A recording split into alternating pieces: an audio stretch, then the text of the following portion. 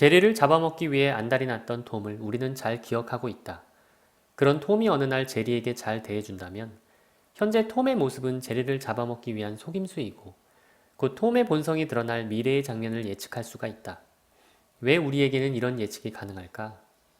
그것은 바로 톰의 과거를 알고 있기 때문이다. 즉, 우리는 톰의 과거를 통해 톰의 현재를 이해하고 톰의 미래를 예측해보는 것이다. 꽤나 단순한 설명이지만 우리들의 복잡한 역사에 적용시켜보자.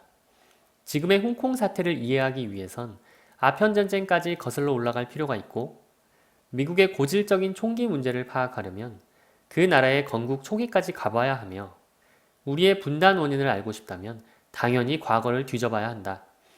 역사만 과거를 말하는 것이 아니다.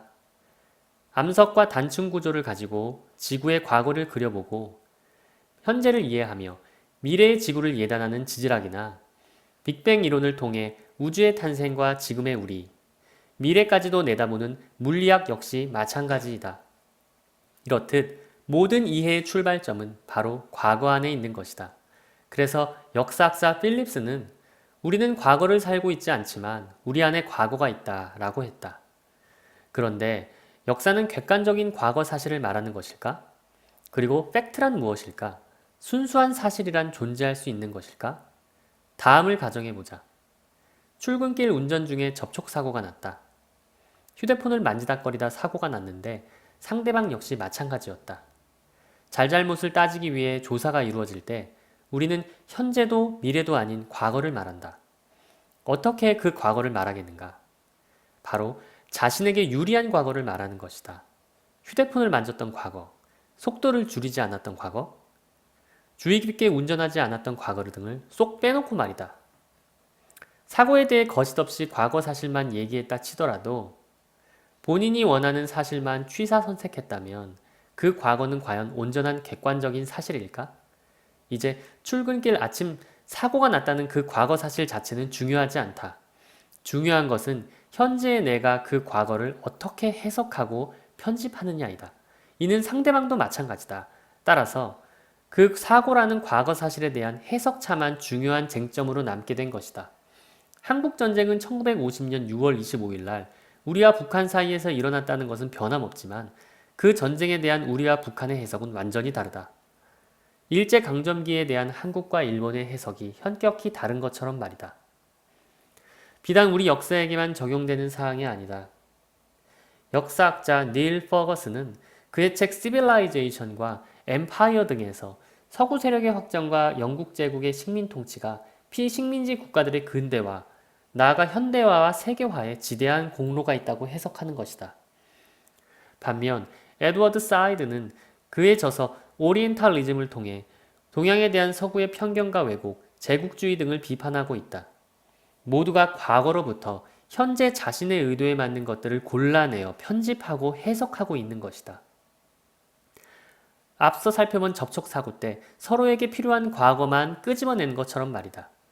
그래서 칸은 역사란 무엇인가에서 역사란 현재와 과거의 끊임없는 대화라고 한다. 즉, 역사가라는 개인은 현재 속에서 얻은 자신의 주관으로 과거를 선별하여 해석하기 때문이다. 나는 있는 그대로 과거 사실을 전달했다 하더라도 이미 그 과거를 선택하여 재구성했기 때문에 객관적인 역사는 존재할 수가 없다고 그는 밝히고 있다. 그런데 이러한 주관적 해석은 꼭 따분하고 먼 역사에게만 해당되는 것이 아니다. 어제 함께 보았던 영화, 그 코앞의 과거조차 지금의 우리들이 제각각 해석하고 있듯이 신문이나 방송에서 팩트라고 주장하는 것. 어제와 오늘의 다양한 사회 이슈와 쟁점에 대해 팩트를 말하는 것은 수많은 팩트 가운데 선별한, 추려낸, 골라낸 주관적인 사실인 것이다. 그래서 내가 들은 팩트체크라는 것은 결국 체크한 사람이 알고 싶은 그리고 알리고 싶은 사실이며 내가 말하는 팩트 또한 밝히고 싶은, 전달하고 싶은 사실인 것이다.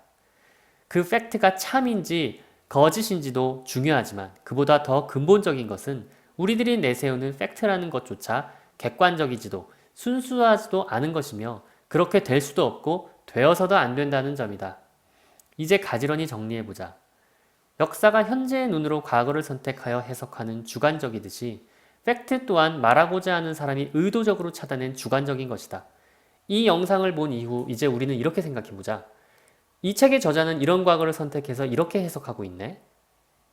저 사람은 본인이 알리고 싶은 팩트만을 골라서 내게 설명하고 있구나 라고 말이다. 그것이 바로 합리적 의심의 시작이자 비판적 사고의 출발점이니까. 그리고 집단으로의 매몰과 맹목적 숭배를 막아줄 예방책이니까.